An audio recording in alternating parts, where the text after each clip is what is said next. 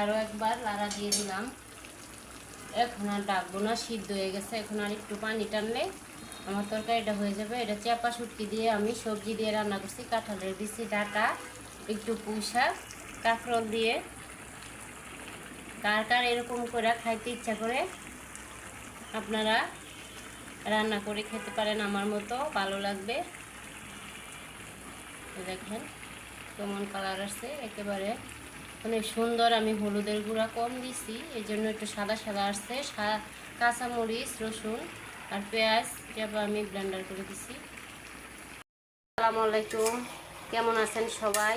আজকে আমার রেসিপিতে আছে এটা চাপা শুটকি,